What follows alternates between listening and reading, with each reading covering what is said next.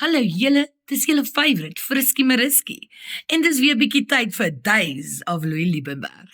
Always been and will be. And now you must understand it comes from a Boer that had fought against the Zulus, but it's time that we get back to Blood River. We have to go and wash our swords, and I've agreed with the king that we're going to do it.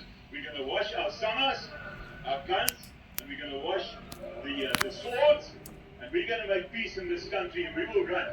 So, hierdie episode kyk ons bietjie na wie, waar en what the fuck Louis. Want dit lyk vir my of dit net 'n extension is van sy crazieste oomblikke. And we will run. And let me tell you something. That small man, that looked so small when the first time I saw him, he grew in stature as I saw him in Nkandla. And God showed me, this is going to be a president once more. Sê weer Louis, 'n wat? Before he goes to heaven and he will sing with the angels a new song, this man will lead this country. This is a prophecy. You can see it today. In the next 2 weeks, we can make it happen. He's the only man that can unite South Africa. Nobody else can. Okay, ons hoor jou hart. Wag, ek het 'n broek aan, moenie worry net dan sien nie, ek het 'n broek aan. Ek het 'n broek aan, niemand kan my boude vang nie. Hou vas, hou vas, hou vas. Louis, klim uit. Liewe Jesus is goed vir ons. Hoe? Ironies genoeg Louis, kan liewe Jesus nie goed wees vir die 44,000 mense wat in jou diamante ponsie belê het nie. Dankie. Okay, right. Kyk, die dinge ek so. Ons weet nou al, elke koerantjie gaan nou ons Louis se naam gat maak in die besigheid en so en die ouens raak al hoe banger. Right. Gaan mense wat wees wat nou nie so bang is nie. En daar is daar, ek moet sê, daar's mense wat nou lekker inkoop, myne gaan baie goed aan.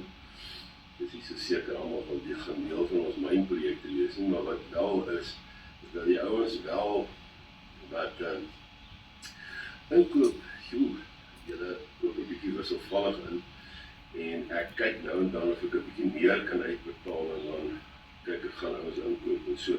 En dan as ek nou daai statistieke plaas op begin ouens nou praat en so.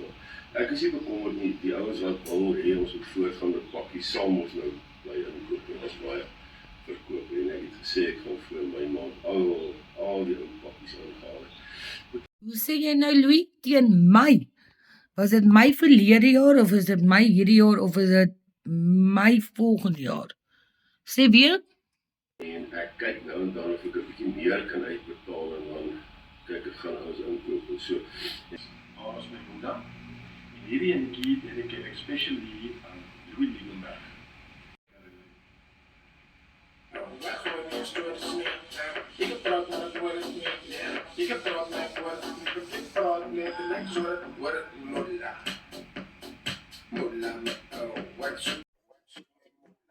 Moolah, my moolah.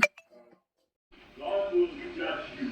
God will judge you. En vir jou Louis, wie gaan vir jou judge?